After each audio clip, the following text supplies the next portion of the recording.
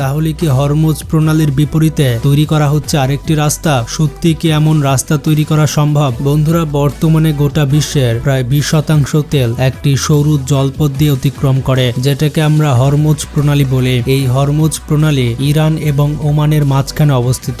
সব থেকে সরু জায়গায় এই গুরুত্বপূর্ণ জ্বালানি পথের প্রস্থ মাত্র 21 মাইল। কিন্তু আসল সমস্যা হলো, যেখানে জাহাজ চলাচল করে সেই লেন আরো বেশি ছোট, প্রতিটি দিকেই মাত্র 2 মাইল চওড়া। এই সংকীর্ণ পথ দিয়েই প্রতিদিন কোটি কোটি ব্যারেল তেল পরিবহন করা হয়। এর মানে হচ্ছে, যদি কোনো কারণে হরমুজ প্রণালীতে সমস্যা হয়, তাহলে তার প্রভাব সঙ্গে সঙ্গেই পুরো বিশ্বের অর্থনীতিতে পড়বে। সম্প্রতি এই অঞ্চলে বাড়তে থাকা উত্তেজনা আবারও সবাইকে মনে করিয়ে দিয়েছে এই গুরুত্বপূর্ণ পথটি কতটা ঝুঁকিপূর্ণ। চারপাশে যুদ্ধজাহাজ টহল দিচ্ছে, তেলবাহী জাহাজের বিমার খরচ হঠাৎ করেই বেড়ে গিয়েছে, আর শিপিং কোম্পানিগুলো চুপচাপ বিকল্প পরিকল্পনা তৈরি করছে। গত কয়েক বছরে এই প্রণালীতে অনেক ঘটনা ঘটেছে। তেলবাহী জাহাজ আটকানো হয়েছে, কিছু জাহাজ ক্ষতিগ্রস্ত হয়েছে, এমনকি সরাসরি সামরিক সংঘর্ষ হয়েছে। পৃথিবীর খুবই কম জায়গা এমন আছে যেখানে একটি মাত্র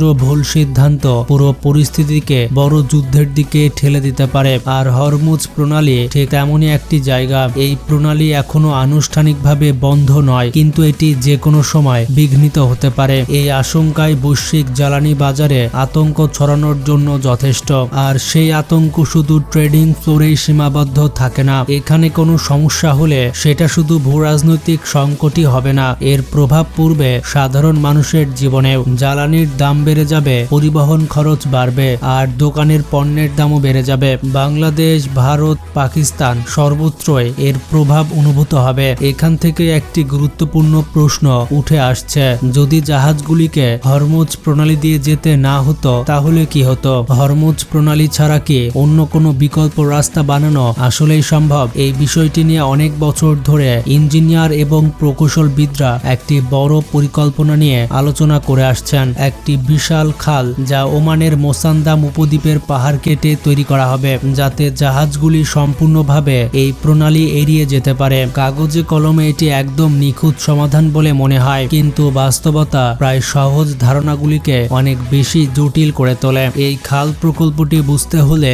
আগে এর ভৌগোলিক দিকটা বুঝতে হবে। পারস্য উপসাগর পৃথিবীর সব থেকে বড় তেল উৎপাদনকারী দেশগুলির আঁতুড়ঘর, যেমন সৌদি আরব, ইরাক, কুয়েত, কাতার এবং সংযুক্ত আরব আমিরাত। এই দেশগুলি থেকে বের হওয়া প্রায় সব তেলবাহী জাহাজকেই একটিমাত্র পথ দিয়ে যেতে হয়, সেটা হচ্ছে হরমুজ প্রণালী। প্রতিদিন প্রায় 2 কোটি ব্যারেল তেল এই পথ দিয়ে পরিবহন হয়, যা পুরো বিশ্বের মোট তেল ব্যবহারের 5 ভাগের 1 ভাগ। পৃথিবীতে খুবই কম জায়গা আছে যেগুলির অর্থনৈতিক গুরুত্ব এত বেশি, আর অন্য অনেক বাণিজ্য পথের মতো এখানেও বিকল্প অনেক কম। কিছু দেশ এই হরমুজ প্রণালীর নির্ভরতা ইতিমধ্যে কমানোর চেষ্টা করেছে, যেমন সৌদি আরব পাইপলাইন তৈরি করেছে যা আরব উপদ্বীপ পেরিয়ে তেলকে সরাসরি লোহিত সাগরের বন্দরে নিয়ে যায়, আর সংযুক্ত আরব আমিরাত একটি পাইপলাইন বানিয়েছে যা তাদের তেল ক্ষেত্রকে সরাসরি ফুজাইরাও বন্দরের সঙ্গে যুক্ত করেছে, যা হরমুজ প্রণালীর একেবারে বাইরে অবস্থিত। তবুও এই পাইপলাইনগুলি একসাথে মিলিয়েও সেই পরিমাণ তেল পরিবহন করতে পারে না যতটা সাধারণ জাহাজ এই প্রণালী দিয়ে বহন করে। অর্থাৎ বিশ্বের বাকি জ্বালানি সরবরাহের জন্য এখনো জাহাজই সব থেকে গুরুত্বপূর্ণ।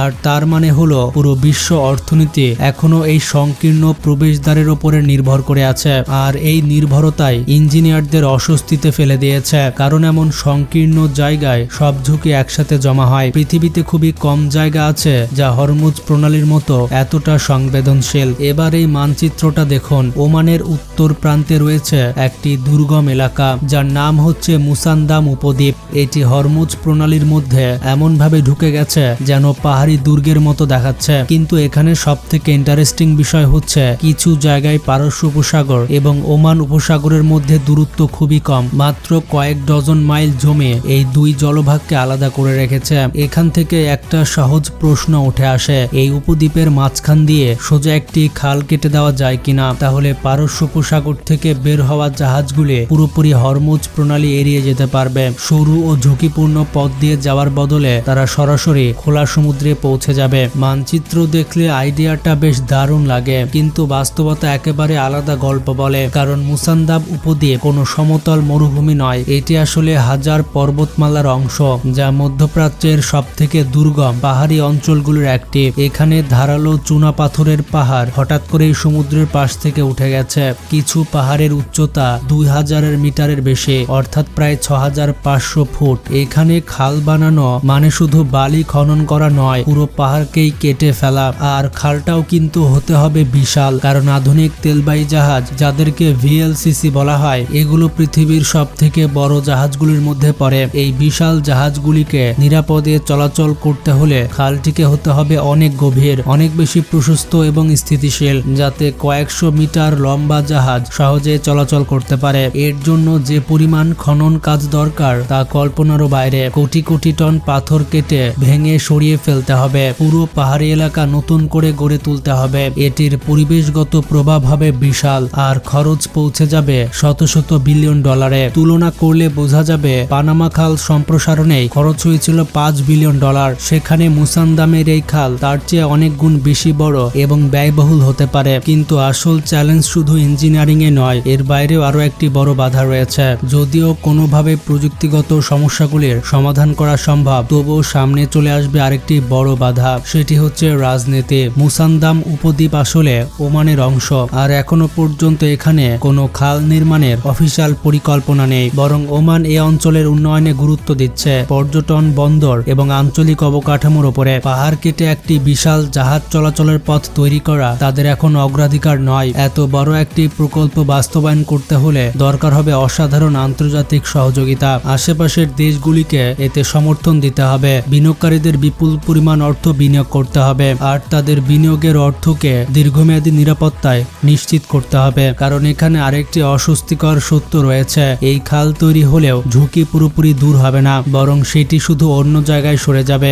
অর্থাৎ হরমুজ প্রণালীর বদলে তখন পুরো বিশ্বের পরিবহন নির্ভর করবে এই কৃত্রিম খালের ওপরে। আর যে কোনো খালের মতো এটিও বন্ধ হয়ে যেতে পারে, যেমনটা পানামা খালের সাথে ইতিমধ্যেই ঘটছে। কোনো একটি জাহাজ আটকে যাওয়া, কোনো জাহাজকে লক্ষ্য করে হামলা করা, কিংবা প্রাকৃতিক দুর্যোগ, যে কোনো একটি ঘটনা মুহূর্তের মধ্যে এই পথ বন্ধ হয়ে যেতে পারে। তাহলে আসল বিশ্ব অর্থনীতি এক সমস্যার বদলে আরেক সমস্যার মুখোমুখি হবে। প্রশ্ন আসে, যদি মুসান্দাম উপদ্বীপে এই খাল এতটাই কঠিন হয়, তাহলে কেন এই ধারণাটি বারবার সামনে আসে? কারণ এটি আমাদের আধুনিক বিশ্বের একটি গভীর সত্যকে তুলে ধরে। বিশ্ব বাণিজ্য অনেকটা নির্ভর করে ভৌগোলিক অবস্থানের ওপরে, যেমন সুয়েজ খাল অথবা প্রতিদ্বন্দ্বী দেশগুলোর মাঝখানে থাকা কোনো প্রণালী। এই ধরনের কয়েকটি গুরুত্বপূর্ণ পথে চুপচাপ পুরো বিশ্বের অর্থনীতিকে চালিয়ে রাখে। শতাব্দীর পর শতাব্দী ধরে এই প্রাকৃতিক সংকীর্ণ পথগুলি নির্ধারণ করেছে শক্তি, পণ্য এবং ক্ষমতার প্রবাহ। দেখুন বন্ধুরা, মুসান্দাম খালের ধারণা এটা একটি স্বপ্ন, যেখানে মানুষ নিজের মতো করে ভূগোলকে বদলে দিতে চায়, পৃথিবীর সবচেয়ে ঝুঁকিপূর্ণ